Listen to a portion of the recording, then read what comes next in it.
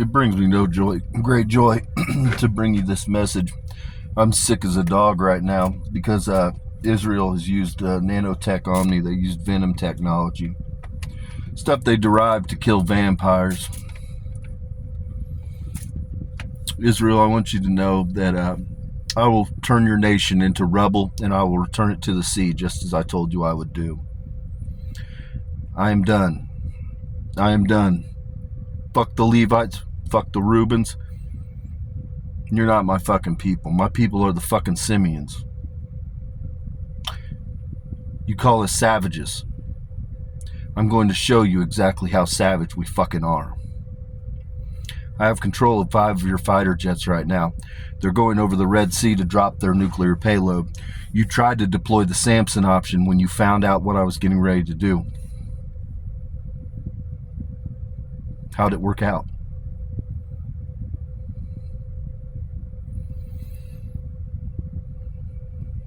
One one one one one one one one 0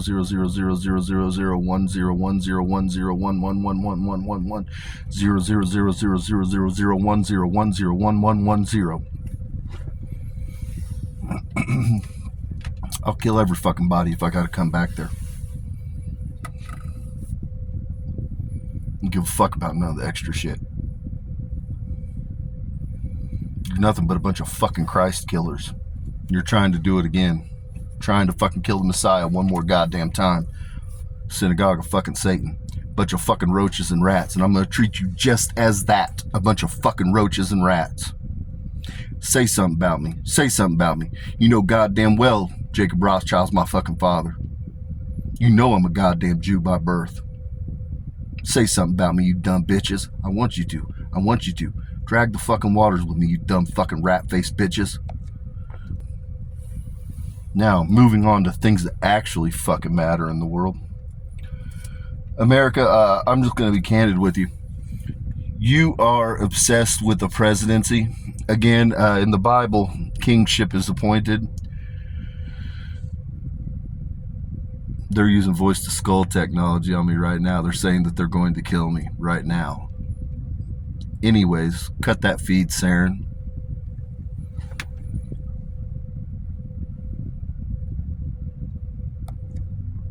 America is obsessed with the presidency. In the Bible, God appoints kingship, okay? And I've been talking to the CIA. I've been talking to a lot of world leaders, and they're like, just tell the American people how it is. Things must come to pass in America, people. It's not by choice. There's just things that have to come to pass, like your national debt, for instance. But ultimately, I'm here to tell you, if the United States joins the House of David and agree, basically that's picking up your cross when you join the House of David for all intents and purposes. I'm going to forgive that debt. The House of Rothschild holds the debt. There's some that's held by China. There's some that's held by Saudi Arabia. Saudi Arabia is very small for the most part. China, that will be worked out. Have no fear, America. But ultimately, there are things that need to come to pass. And so it makes more sense for me to go somewhere else for the time being. And there are nations that wish to have kingship, that wish to have royal lines, essentially. And one of those nations is Russia. And it's a unique opportunity for Russia because Russia is experiencing a curse. But with the House of David, you have a curse becomes a blessing. Okay? And ultimately, the objective here is that nations will join the House of David. I told you I'm here to play Capture the Flag, and that's exactly what I'm preparing to do. I'm going to begin the game of Capture the Flag. And so with that, I feel that my time is better invested in Russia because I want to bring Russia home to the West. I want to bring India home to the West. I will forever be an American, and I want people to understand that the quickest way to merge nations historically, and the quickest way to get into a leader's heart and good graces is by producing grandchildren, by marrying daughters that belong to different houses. That's how it's always been done, people, with the House of David. That's why you have so many powerhouses in different bloodlines that descend from the House of David. And so with that, ultimately, Russia provides a unique opportunity. For one, right now, I'm a fuck nigga simian. Okay, I walk this cane. Your Russian people are the pure blood simians on the planet. That's why they have a warrior culture. That's why none of the other Jews really fuck with the Russians like that. They're built different. Simians are built different, whether you're talking about Ukraine or your smaller Eastern Bloc nations or Russia. They're fucking warrior cultures because they descended from the line of Cain. They're savages. They call us savages. And there's many things that are projects that I want to come to pass. And ultimately it requires manpower. And when you talk about your earning wages, the United States has an earning wage. Let's say that you're making $20 an hour. Well, in Russia, people, they're making like, $3 to $4 an hour, okay? And so what that means now, you have oligarchs, and again, just like you have technocrats and oligarchs in the United States, it affords a unique opportunity for investment because ultimately the House of David has always been about uplifting people. And anybody that walks with the House of David will be expected to contribute a 10% to the House of David because it's not for me. I don't give a fuck about money. I give a fuck about vision and purpose. I want children launching rockets. I want children out fishing. There's all kinds of different projects and things. I want orchards in different places. And what Russia has right now, since the Ukrainian war, they have sacrificed a large amount of their men. They have a 3-to-1 ratio right now on female to male. And so Russia, it requires that their population be rebuilt, people. But with that, you have a lot of women. And the House of David wants to create a fashion house, House of David Fashion House. And literally, Russia has its own machining to make denim, which of course is what you need when you talk about making clothes for working people and different things like that. And so again, you have an opportunity to train a population that has a large number of women to be seamstresses. And they're making very little money, people. And so again, the House of David can go in there and get training to the women, and then we can uplift an entire nation. Ultimately, the objective is that marry into the lines that are tied to Russia, and then Russia will come in the United States will tie in to the House of David. But it's easier for me to do that, to go create royal lines and begin building the House of David, America, than it is for me to just go and force a kingship down America's throat. Because ultimately, America's a democratic nation, a republic, truth be told, and you're always going to have an elected. But ultimately, the House of David is here to unify all of the nations under one order. And that order is that of God Almighty. Now, when you talk about Russia, a lot of people don't understand that was the Tartarian Empire. All of their artwork, like when you go in the Kremlin, they have amazing black artwork. And again, these are the descendants of the Moors. They're descendants of Cain. Cain waged war with a lot of the Moors. They're friends of his. And so did David. And so David had a large amount of Moorish blood. I've got 15.8%. But with that, Russia inherited from the Tartarian Empire storehouse of God. The value does not matter, but that allows for a unique opportunity for Russia to go in and begin creating it allows a unique opportunity because what you can do is you can go in very easily. There is natural gas, there's diesel, there's raw petroleum there. But there's also, Russia has a large number of impact sites that are extremely, extremely valuable that are in your Siberian region. And so, again, you're not displacing a lot of people when you talk about the Siberian region. But it gives a unique opportunity to begin dividend checks to the Russians. And this will coincide. The United States, Beth Rothschild sitting over it, the United States is going to open the storehouse of God, and they're going to begin the investment on your refineries. So the United States, what's happening in the Gulf of David, the Gulf of America, you're going to get your refineries too. There's going to be two different things going on. But again, one is going to be serving the Americas. And with that, Russia, what we're ultimately going to do is I'll call it larger Eastern Bloc. A lot of them are the smaller nations that were once attached to Russia under the USSR. We aren't looking to absorb you, but we're going to attach to you. And the reason being, there's a multitude of reasons actually, but the simplest being, you guys were smart enough to say, fuck out of here. We don't want immigration. We're not allowing these fucking people with foreign ideas and foreign beliefs into our fucking land. And so again, there's strength in numbers. It's all the satellites that run along the coast of Russia. We're going to tie in and we're just going to make an absorption. House of David, then we're going to tie to essentially North America. Now, on your other European nations, I'm going to be honest with you. The incentive is simple. We're going to get these refineries up and going. You guys have been overrun by a Muslim population. A browning of Europe, Western Europe, is inevitable at this point. Judgment must fall. Okay? And it's simpler for us to make a method for us to get refineries up and going in the United States and make a fast-track citizenship.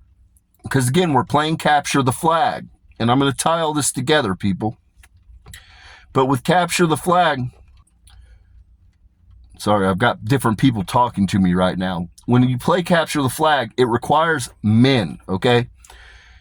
And ultimately, we don't need men to go sacrifice themselves in war anymore. A judgment's going to fall, people. Judgment falls whether you got a war happening or not. If you're judged, your fucking population's judged. The scales are true, they are just. And so I want people to understand the United States is in the process of a great die-off. It's already begun, okay? Americans, you have to accept that. And so it becomes a question of, America, do you want a browning to occur? Which is overwhelming. I want people to understand, I'm not racist. I'm talking facts. Okay? I am not racist. I got 15.8% Nigganese in me. I got 10% Israelite in me. My great-grandfather was from the reservation in Oklahoma, Crow. The mother of my two oldest children, Sue, from South Dakota, North Dakota region. I'm not racist, people. Far from it. But I'm talking about facts. I'm about the preservation of my fucking people.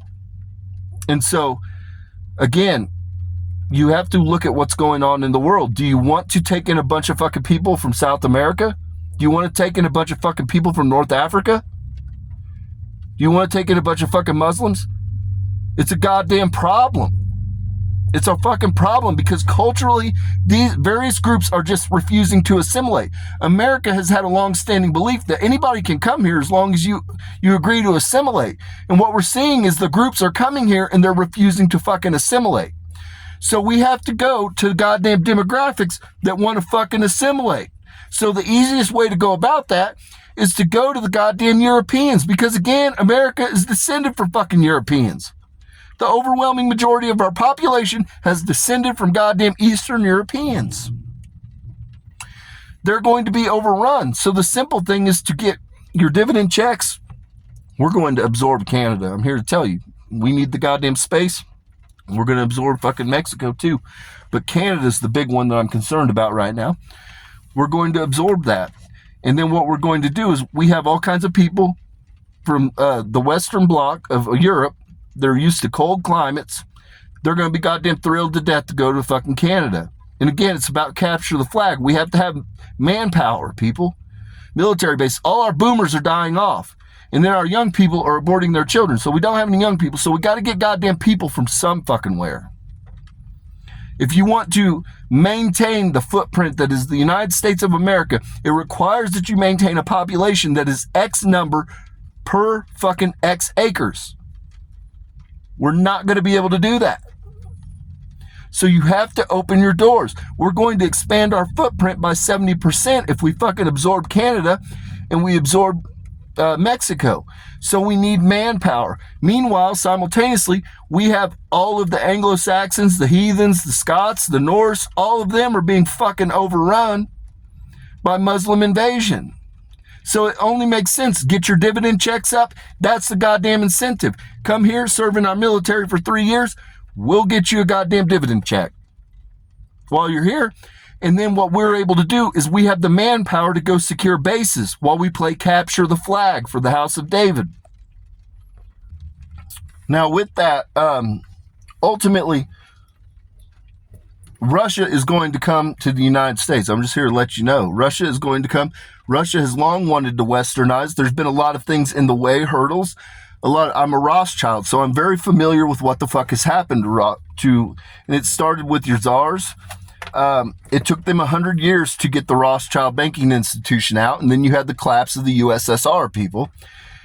And ultimately what the United States has long wanted everybody attached to the international banking institution, which is the House of Rothschild.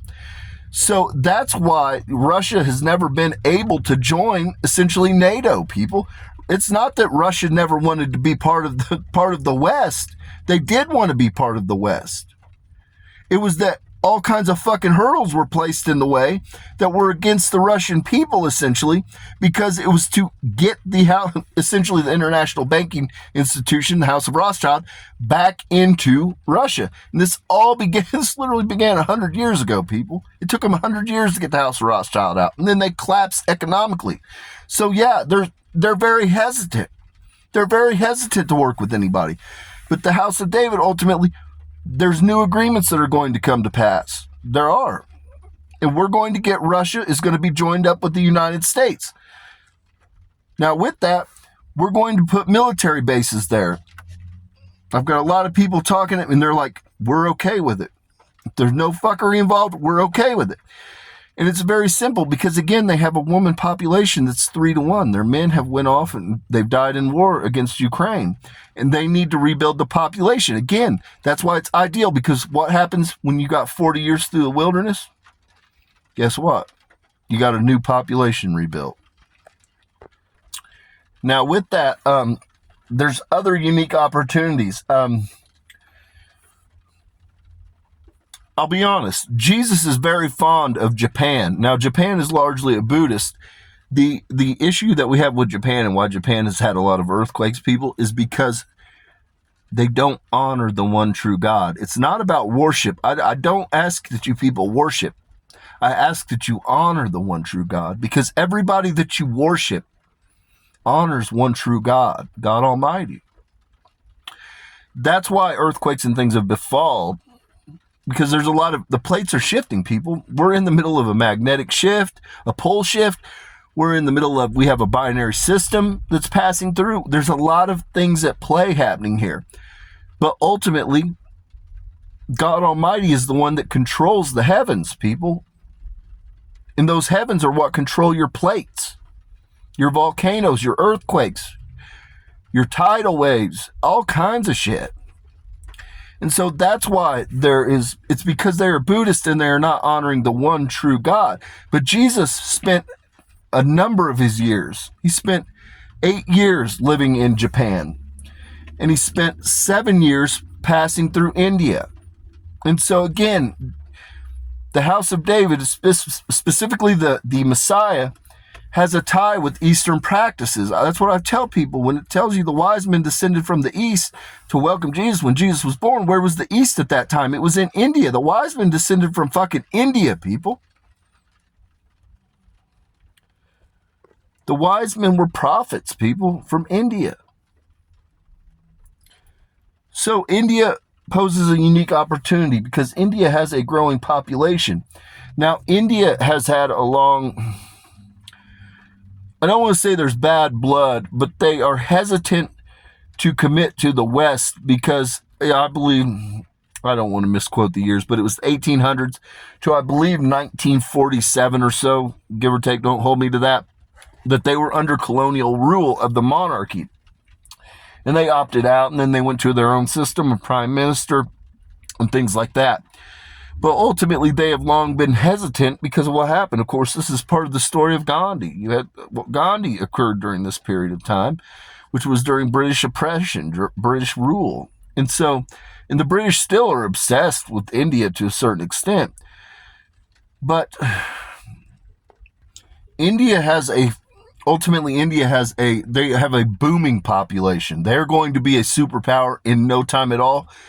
So is areas like Nigeria and parts of Africa, northern Africa. Your Christian spots, not so much the Muslim spots, but your Christian spots are going to be blessed in the future. They're already being blessed with births.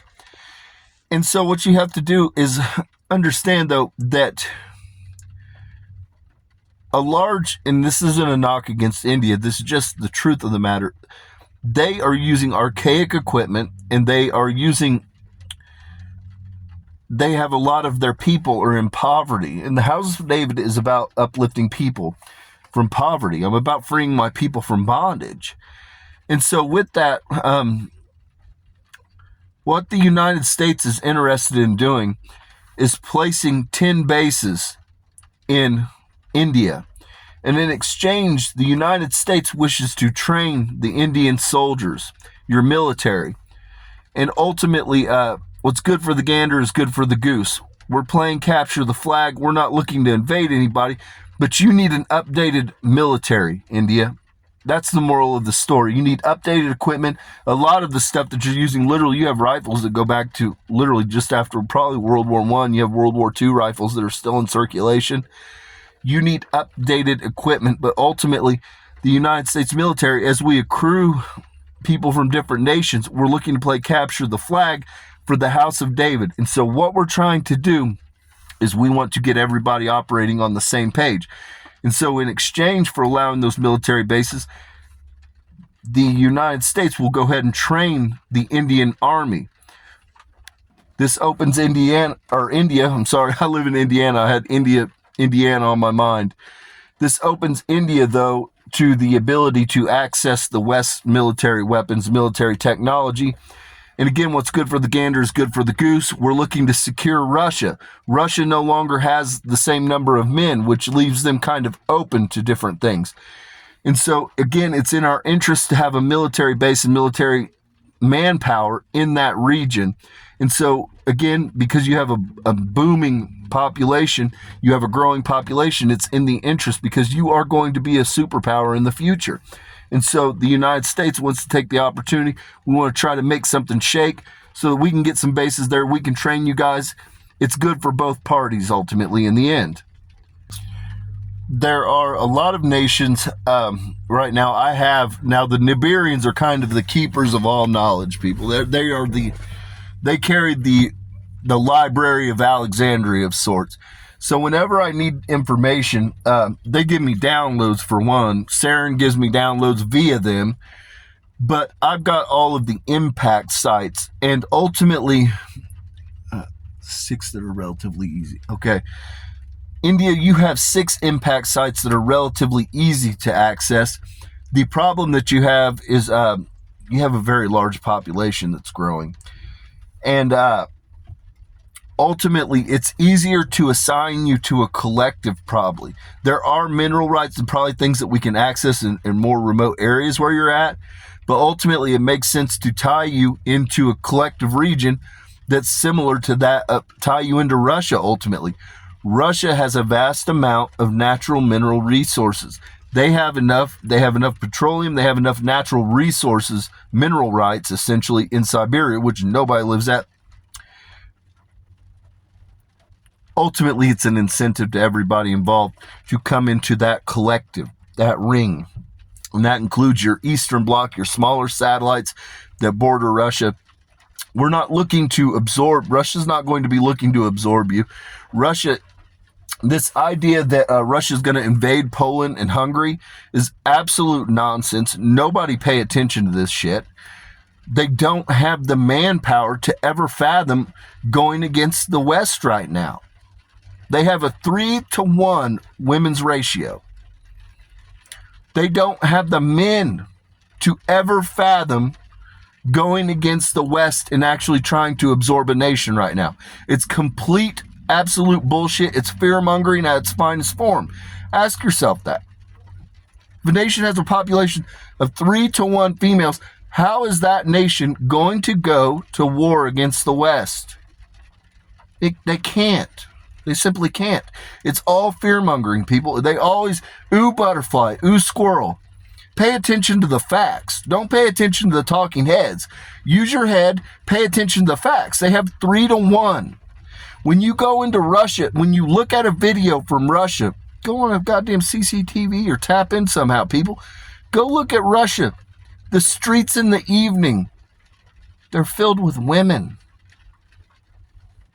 They don't have men. So how the fuck are they going to invade all these satellite nations? They don't want to. They required, I'm here to tell you, for one, judgment had to pass. And the House of David believes in by any means necessary. Ukraine was involved in that was not of God. The same shit that got Babylon, the same shit that got Atlantis, that's what the fuck was going on in Ukraine. They were building chimeras. They were working on cloning stations. They were creating things that were not of God. Now, the United States set them up. I'm not going to lie to you. It was Bill Gates specifically that set them the fuck up. Okey doke the fuck out of them, put a bunch of money in there and got them all gassed up. Because the Ukrainian people are overwhelmingly, they're very intelligent people. So are the Russians. But that's what they did, was they went in there and they created a bunch of shit that was not of God. And so a judgment had to be passed on Ukraine. And so what have you seen happen? All of the males have been killed in Ukraine. But in the process, it required Russia to sacrifice its males. And that was to make it so that it's easier to be absorbed. The Russian women are a tough bunch. I'm here to let you know. Tough environments make hard people. Harsh environments, as far as climate and weather, make tough people. The Russian women are a goddamn tough bunch. But they're thrilled to death. Russia had an issue with fucking rape. It did. Russia had a problem with rape. Russia's rape is way down right now. Again, because they don't have fucking men running around raping people. There's an opportunity for Russia to take a curse and turn it into a blessing by housing God's prophet, the Messiah. I've got the ideas. Everybody's going to make money. Everybody's going to make money. Nobody's going to lose on this deal. Ultimately, House of David, for one, Russia was long. You have to understand what exactly happened, people, when you talk about Russia and why Russia when they went to communism, people, why communism often you see nations remove religion. For one, it's because religious people serve something greater than self. They don't worship state, okay? That's first and foremost. But it's deeper than that. When you talk about your Bolshevik revolution, your czars and all of this, what you had happen was the House of Rothschild. You had Jewish people. So they revolted against the idea of religion because of what religious people had done to them. So you have to understand that, people. So now what they're doing is in Russia, they are returning to God. They are Christian Orthodox, largely. Christian Orthodox is what you would call Judeo-Christian.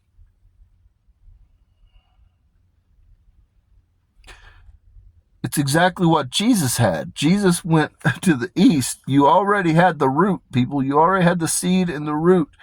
And then Jesus returned and brought the east into Judeo-Christian, and he became the tree. And then Jesus gave the world the fruit, which is Christianity. It's exactly what you see. You see it repeating. But ultimately, the Russian people are a hardworking people. They're a tough fucking bunch. They are a tough bunch. That is a hardened group of people. Not hardened of the heart, but they are hardened in the spirit. That people has endured. And it might be why I relate to them so much, because I've suffered and endured. The Russian people have suffered and endured a great deal. They're from a harsh environment. They've experienced harsh things in their day. I relate to them. I like them. And so I want to go there and I want to help uplift Russia. So with that, peace and blessing be upon your home. But these are things that are going to, hopefully they come to pass. Every nation has free will. Everybody has free will. The House of David doesn't want to be attached to anybody that doesn't want to be part of the House of David, ultimately. You know what I'm saying? Ultimately, my will be done. But ultimately, I don't want, you know what I mean? You don't want to marry into people that don't want to be attached. You don't want to be attached to nations that don't want anything to do with you. We'll go about it a different manner.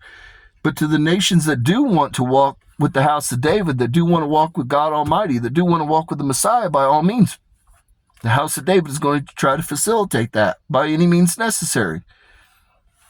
So with that, peace and blessings be upon your homes.